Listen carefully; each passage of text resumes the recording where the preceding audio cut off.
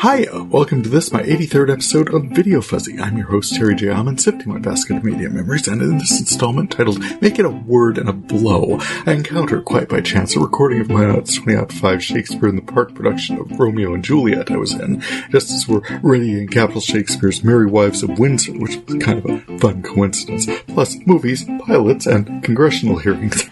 Welcome to the show. He doesn't have it on video, does he? We'll find out together on VideoFuzzy. Yes, by this we shall all have married other husbands, frothed and limed and snowed Ringos, will have been carried off in buck baskets, beaten like witchwomen, and pinced by fairies. La belle Mademoiselle Anne Page will have been trothed to half of Windsor. I shall have been by my nurse undone, and Aaron Allison's stuff, and indeed all of us will have gotten some of our lives back, right up until the next thing. But to bask in the glow a bit, I've since rejoined a life all but forgot. When last my foot trod board, I'd become George, Edward Albee's creation, and Who's Afraid of Virginia Woolf. It was Minot, it was 2011. That spring the mouse overstrode all flood control and reason, and per what memory I've not forcibly unmade. By that fall I'd met Ralph, by that winter found work in Bismarck, and by the following summer we'd made our home here. I literally felt parts of my brain waking up that for too long have languished in disuse. My memorization practices had gathered fully 10 years of cobwebs, and in videos later always wonder who's that big old dumb guy on the screen reading my lines. But I feel like this show has been so much fun. I've had a lot of fun rejoining my people. And now, VideoFuzzy presents Fuzzy Feature. So this one felt inspired. While ramping up for Wives, I discovered on discs 1340 and 1341 a recording of the Minot Area Council of the Arts in the Park production of the Minot Area Theatrical Society's 2005 Shakespeare in the Park production of Romeo and Juliet.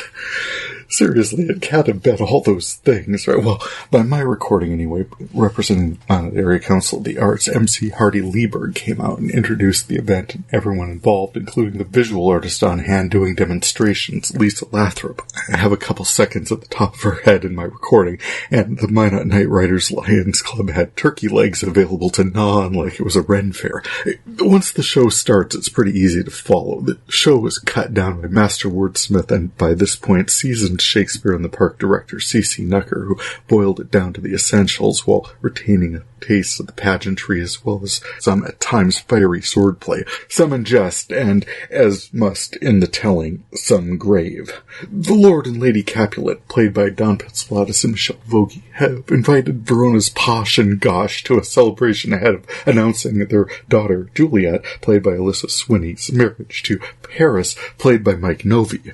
A scuffle among such Capulet partisans as Tybalt, played by Josh Weatherspoon, and appearing for Team Montague, Joe Godfrey as Benvolio, and friend of the pod John Allen as Mercutio, best friends of, oh hey, I've heard of that guy, Troy Maddle as Romeo. Maddle was name-checked significantly in episode 81, along with Les Younger, who played his father, Lord Montague, alongside Sherry Corkwell as Lady Montague. So not invited to the party.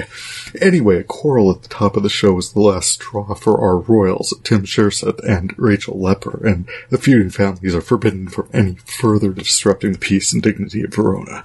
Both Juliet's mother and her nurse, played by Bethany Andreasen, attend her in preparation for the party, a masquerade ball, unaware that the flaky servant, played by Kim Mortensen, accidentally drew Romeo into spells as gate crashers when she got his help reading out the guest list where he spied the name of his inamorata, Rosalind. Attending the mask, he gets an eye full of young Juliet, whose beauty Holyoke throws hers.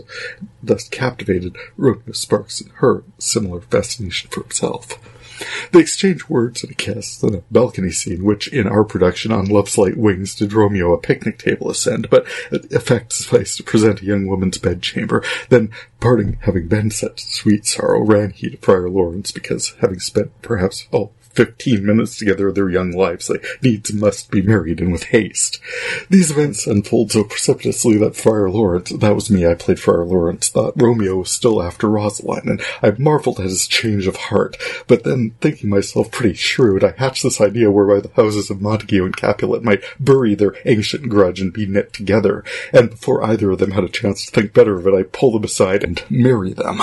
The things then happen that do. There's another street fight wherein Tybalt confronts Mercutio. Gentlemen, good day. A word in front of you. But one of us, we're not coupling with somebody and making a word and a blow.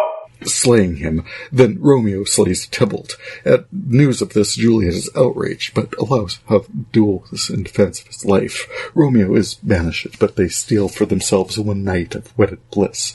Because of all the drama, Lord Capulet hastens Juliet's union with Paris, which obviously that's complicated. So between her and me, we come up with a, hey, just say you're cool with it, then take this potion and pretend to be dead. I sent word of the scheme to Romeo and Mantua, which of course he does not get. He does hear about Juliet dying, of course, so naturally buys some potion from an apothecary played by, I've name-checked him here before in episodes 51 and 78, J. Jameson, and goes to see for himself.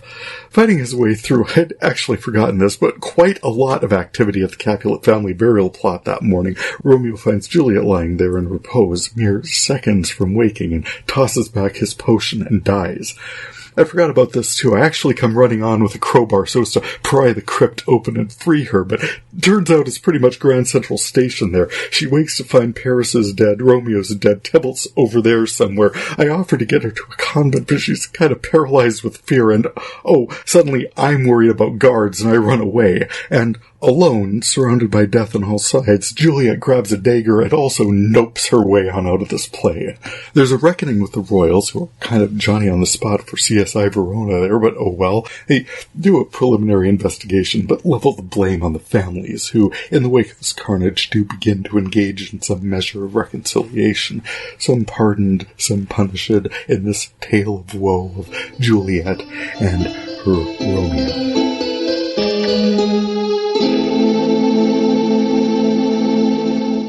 I think the camera they used was already an antique in 2005. Oh, is that the flux capacitor? Does that transform into anything? No, but it records just fine. You got a brief taste of the sound quality up there, and picture quality was not much better. There's some sort of generated chyron frozen near the bottom of the screen throughout. Not too intrusive, but could have been absent. All that said, I had no trouble making out what was going on and who was saying what, although all the screenshots I tried to share from it looked like the Atari version of Pac-Man. And fuzzy as it was, this is certainly an unusual entry for a fuzzy feature. First, I'm not usually in them, and since most are higher profile broadcast or cable television productions, there's generally a greater chance someone else might have actually seen the show I'm highlighting. So the fan-made recording of a public domain community theater production from 17 years ago certainly stands out. In another way, though, it's exactly what this project is about. Memory, nostalgia, exploring media I've encountered over decades of viewing, and it would seem making is a solid core value of this little enterprise, and it feels like another point of connection to all of you, my video fuzzies. I was talking about community theater productions I was doing at least as far back as 2018. I said in episode 17, when the Minot Area Theatrical Society was staging Oscar Wilde's The Importance of Being Earnest in 2001, my stage manager and I watched the Mike Lee production of Topsy-Turvy for set design ideas. So my interest in theater and storytelling has been part of this production for literally years. I think I mostly appreciate the appearance of a video like this. Well, this whole process has been about memories. Whoa, remember when that was on? Or why the heck was I recording that? Or, oh wow, I have that in my collection? But for my actual appearances in my video collection, I'll be honest with you, this is the stuff. I don't remember 10 of my lines from that show, but watching this 35-year-old version of me present Friar Lawrence on a beautiful summer's day, I've got to say, that's really most astonishing find for me. I mean, the same with when I recorded noon shows at KX to promote shows I was in or other appearances. Being able to call up a production like this, seeing old friends and seeing us all this much younger, I think that this is going to continue to be a wonderful part of this process. Oh, not to mention the boot to the butt this gives me for scrapbooking. Putting this commentary together, I dug through a pile of scraps and programs and newspaper clippings from the time so as to get everyone's names right. Even posted some to my Facebook. And whether I actually get after it or not, it's a fantastic excuse to get over to Michael's and invest in some materials. I kept a ton of newspaper clippings and posters and trimmings and trappings, all kinds of souvenirs that for years have somehow held their form as little more than pressed flowers in a folder on a shelf. Now is as good a time as any to make them more readily accessible, if for no other reason than to anticipate other such productions turning up in my collection. It was so cool finding that trove of theater clippings because they're some of the only evidence I've got that I was in anything. Seriously, I'm listed in programs for shows I was apparently in, and I can't for the life of me remember them. I was in something called Meanwhile Back on the Couch that was a psychiatric-based sex farce by Jack Sharkey, and without looking I couldn't even tell you my character's name. One of my fellow actors in Merry Wives asked me about Shakespeare productions I'd been in before. I reached back 10, 20 years of memory, and my favorite was the first one we did. Played the dad in Taming of the Shrew, Signor Battista Manola. I was a Capulet servant along with Friar Lawrence and Romeo and Juliet, and I remember how I was Count Cassino in Twelfth Night, and then I knew there was a fourth, but I could not remember. Later that night I recalled I was Theseus in A Midsummer Night's Dream, who I mostly remember for Stanford and Waldorfing our Mechanical's masterful production of Pyramus and Thisbe. That is, once I remembered it at all. Yeah, so, best of my knowledge, this here, Capitol Shakespeare's The Merry Wives of Windsor, is the 5th Shakespeare production I've been in and marks my Bismarck stage debut. As I write this, we're 2 weeks out and we're about to embark on a marathon rehearsal schedule, so probably this weekend is the last opportunity I'll have to record, edit, and post an episode ahead of the production, and I'll say it again at the end, it's a lot of fun. If you're in any way able to come and join us, July 20th through the 24th near the Heritage Center, it's gonna be a good time. Cross Connection. Unusual entries make for unusual connections, and they are tenuous to be sure, but one thing I'm remembering about our director, Cece Nucker, is, apart from her appearance in a segment on the Colbert Report with her mother once, I've got that in my collection on disc 412, she appeared in a production called Prairie Love from 2011, alongside Jeremy Clark of Carts from 2007 with Mo Collins, who appeared in 6 Feet Under in 2004. Carts also featured Paul Kim Jr., who appeared in Ryan Murphy's American Crime Story in 2016. So that's a couple different Studio Murphy Under connections, just a few steps away from a community theater production in Minot in 2005. Not too shabby. Speaking of 6 Feet Under, a second season episode called In Place of Anger turned up in disc 1331.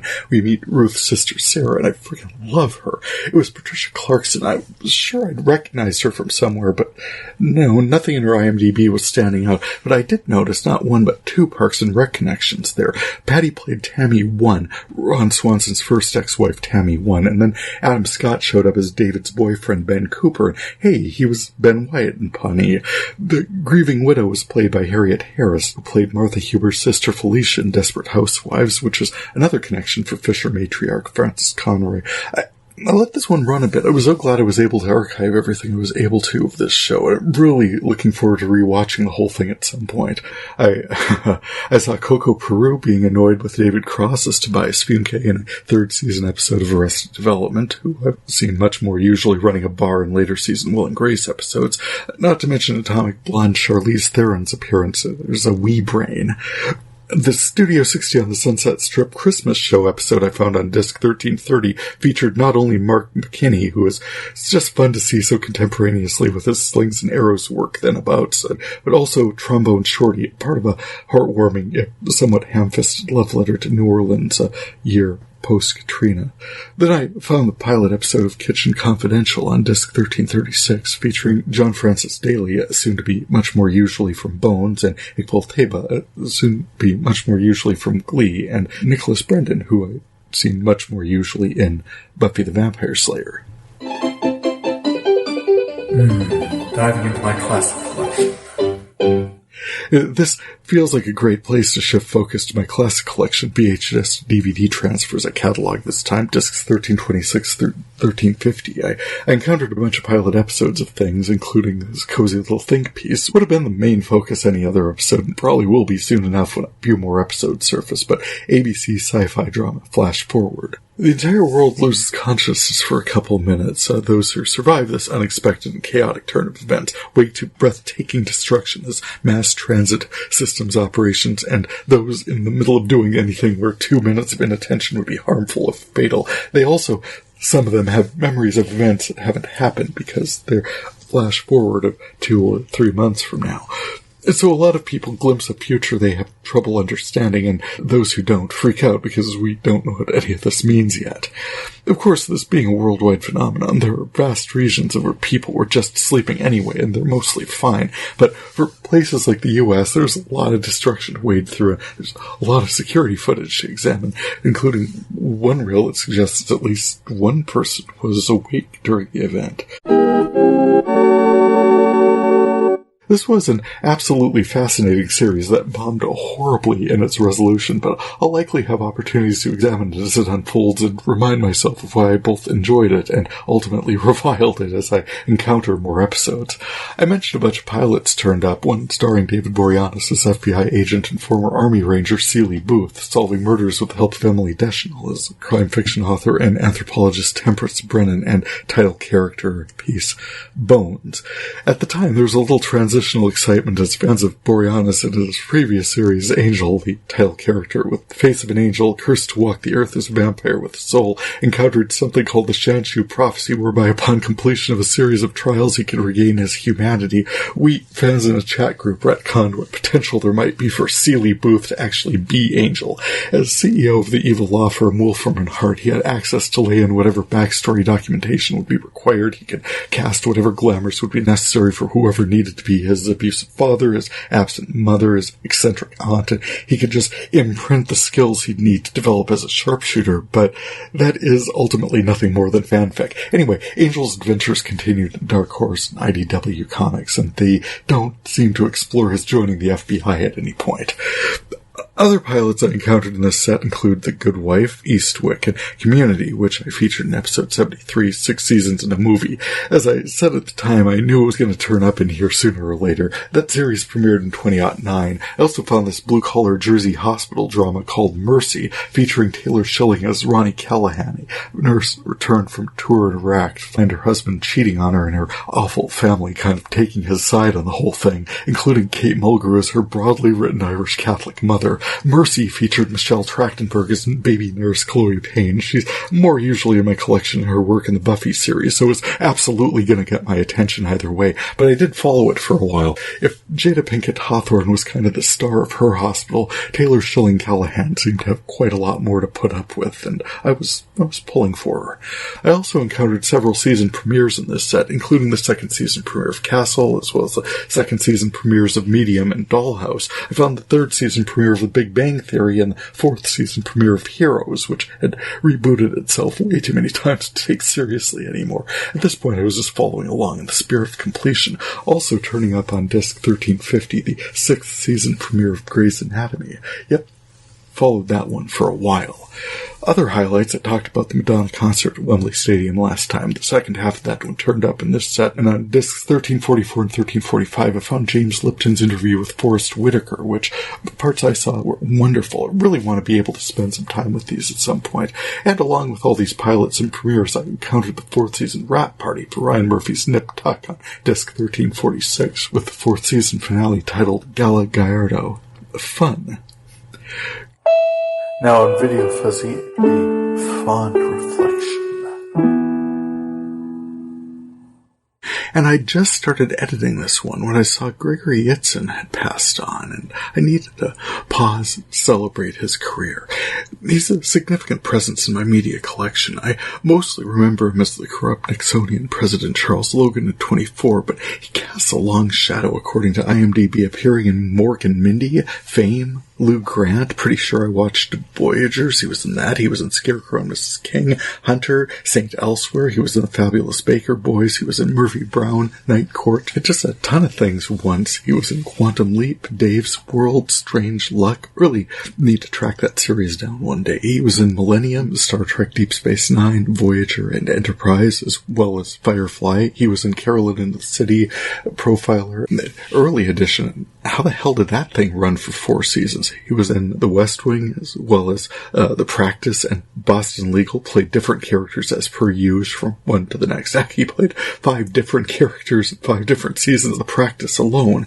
He was in Friends and Desperate Housewives. He appeared in a Once Upon a Time that aired after I'd stopped watching it. I mentioned 24 up there. I also highlighted his work in Medium, and I remember watching Big Love for a while. He played a recurring senator on that show. It's played a lot of characters at once, but what stands out is he was nearly 200 credits between 1979 and 2020.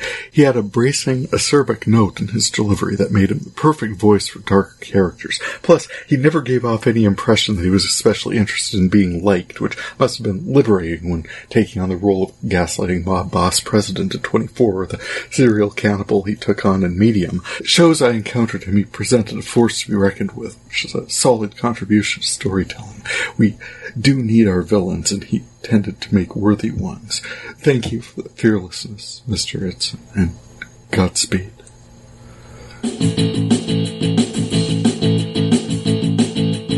Checking out my current collection. I added 6 discs worth of material to my current direct-to-digital collection, including an eclectic assortment of movies I'll touch on in a bit, and some other more pressing drama on the national stage. Like millions of Americans, I've been riveted by the House Select Committee's January 6th hearings. I wasn't able to watch them live, but I rarely watch anything live, so it's hardly a thing. Once again, my Midco Box YouTube app proved invaluable, as the live recordings sometimes cut off the testimony mid-sentence. I had to scramble to C-SPAN's upload to catch the rest.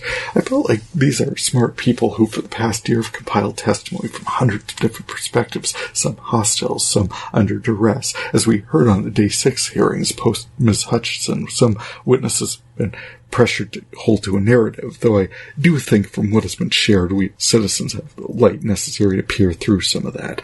I've heard demands for equal time. I've heard the hearings dismissed for all manner of complaint, and when I hear testimony that conforms to my bias, I want to at least be aware of that. And in general, I've taken what reassurance is available for the fact that this testimony has largely been given by Republicans, leaders in their states and their functions, sent by cabinet-level leadership within the Trump administration itself. So as the testimony continues, as I write this, or at least a couple more public hearings scheduled, I plan to review it as I'm able to and take in what testimony is presented.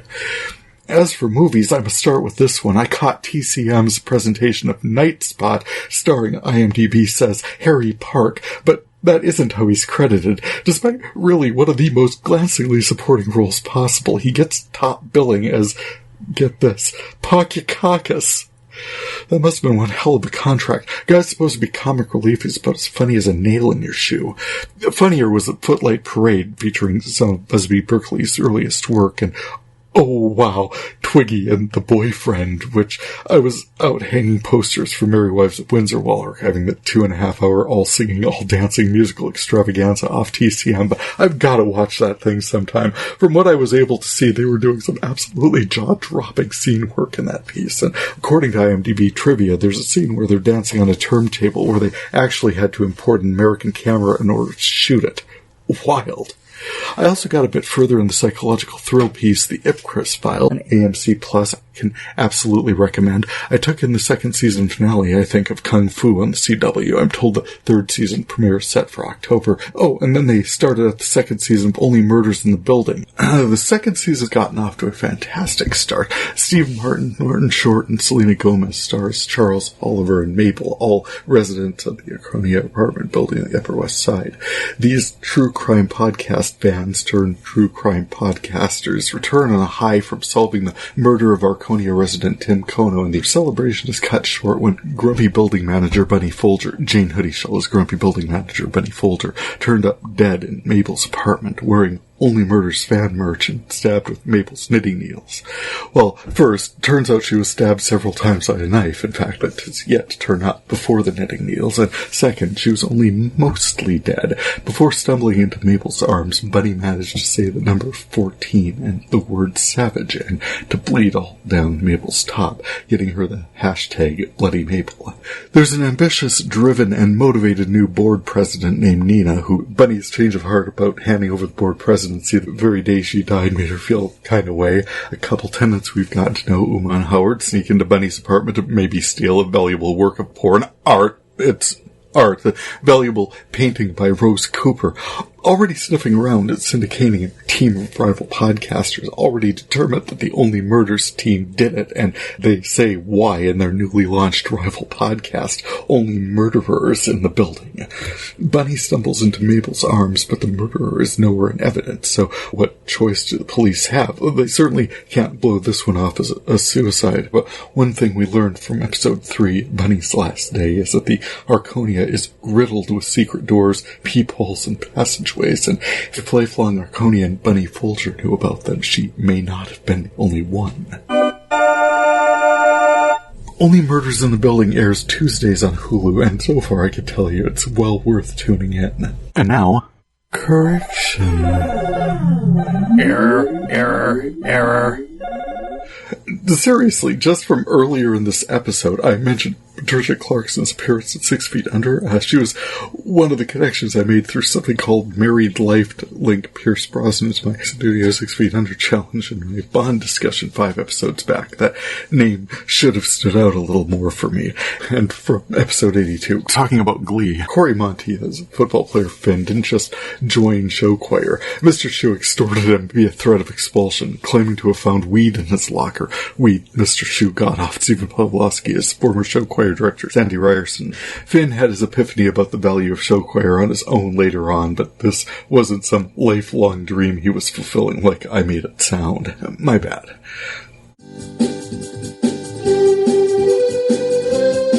What I've been watching. A few weeks ago, Ralph and I took in the Bob's Burgers movie. I want to start by saying I enjoyed it.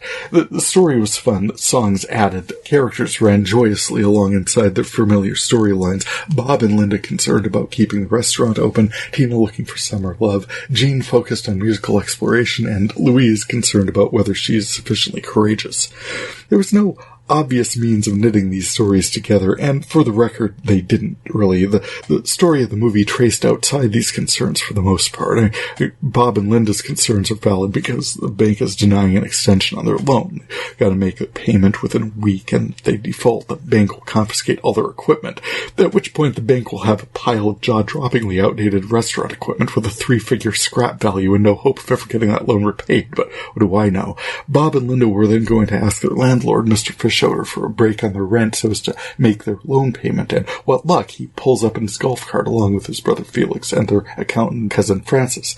As luck would have it, as they're pondering this looming deadline, a sinkhole opens in front of the restaurant, which, as the story continues, reveals the skeleton of a man murdered in the cold open.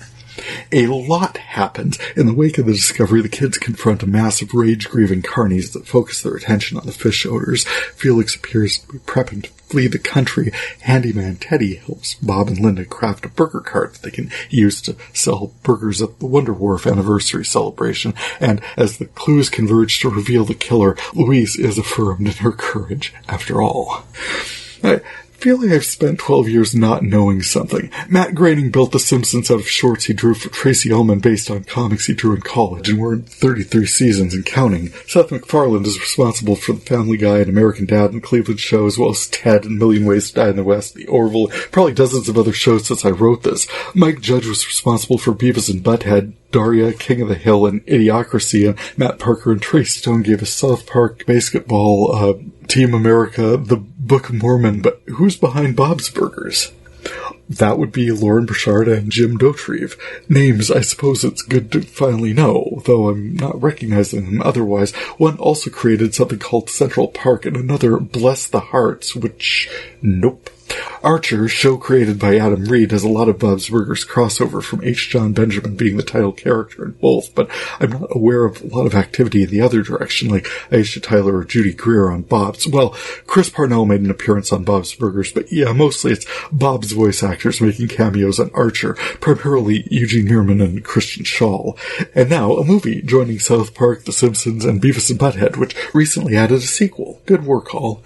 Oh, I talked about this one last time. I pulled up the second disc and the Crazy Ones. It plateaus hard. I'm sure I'll get the third disc into the machine at some point, but it's not likely going to happen for a while, since, as I mentioned, I'm in a show. Yep, Short and sweet for this one because we will be moving our stage to the Capitol grounds this week, doing dress and tech rehearsals and performing William Shakespeare's The Merry Wives of Windsor, starring Emily Riegler and Derek Pick as the Fords, Brittany Bearshart, Nick Schaff, and Stephanie Jortsma as the Pages and their daughter Anne, Brad Dawkin as Falstaff, Chad Litton as Sir Hugh, Jane Broughton as the host, E.J. Hankin Litton as Ruard Shallow Esquire, Shotzi Eichmann as Mistress Quickly, Chase Thornton as Slender, Zach Turner as Fenton, Andrew Turk as John Rugby, Rob Sandness as Simple, Ruth Jortsma as Bardolph and Robin, Tyler Sanders as Pistol, and Michelle Renner as Nim and costume designer. And there's this crazy French doc now running around being a lovesick goof. If I tell you to come out for his codpiece alone, it's probably pulling focus, but there's a couple scenes that definitely get stolen.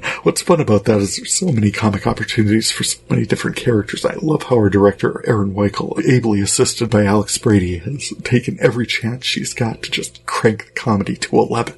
I chatted briefly with her ahead of our moving the stage over at the Capitol grounds this past weekend, learned a few things myself. This Merry Wives, you said, is like probably the closest thing to farce that Shakespeare has gotten. You had this idea to put it on through the prism of 1950s comedy. How has that initial idea come to life as the show has progressed? I think the initial idea, it was funny, the costumer came to me and she had the exact same thought I did. And we hadn't even talked about it. And we both said, oh, that's perfect. But I think it's come to fruition exactly as I had it envisioned in my brain. And the costumes are great. They lend themselves to the movement and to the frivolity, but they also give such a stark contrast between male and female and what a woman's role is and a man's role is in society. And then we get to make fun of all of that. What contributions has Michelle been able to make in doing that? Michelle is amazing. She's also been with us since we started, 15 years now, and she's so good at understanding the importance of color to a character, the importance of how a character has to move in that given costume. So none of the costumes, while they look period accurate and they look like we want them to, they also don't get in the way of the physical comedy and the shtick that we do. And they allow the actors to maybe even add more things, whether it's a funny cape or a hat. She really works with me to help make the crazy ideas and visions I have in my brain come to life on stage. People think Shakespeare and they think 1600s, to bring that forward, but also to make it work with the word. That's a success. Yeah, we work really hard to make it understandable. We want everyone to walk away from it. Maybe they didn't understand every single sentence and every single word that was said, but they could tell me back the story. And that's one of the great things about this particular play is the humor is so easy to understand. It's right there on the page, and then when you bring it to life, it's just funny. Thanks so much, Aaron. Thank you. That's awesome. The Merry Wives of Windsor runs July 20th through the 24th at 7 p.m. near the Heritage Center on the Capitol grounds. Come out 15 minutes early. The Young Bards present a reduced run of 12th Night, directed by Stephanie Jortsma. Admission is free. A free will offering is collected. Bring folding chairs, blankets, bug spray. I understand concessions are available if you're in any way able to. Come out for a night of classic Shakespearean comedy. Hope to see you there. And with that, thank you so much for checking out my video cataloging project. You can check out my catalog listening along with audio links at VideoFuzzy.blogspot.com, and for past episodes, add, subscribe, or follow VideoFuzzy wherever you get your podcasts. Feedback's always appreciated. You can contact me through my blog or podcast sites via email to djom1970@yahoo.com or through my VideoFuzzy pages on Facebook and Instagram, or follow me at TJVideoFuzzy on Twitter. For VideoFuzzy, I'm Kerry J. Aman. Happy viewing. It might be amazing, it might just be scuzzy. We'll find it together on VideoFuzzy.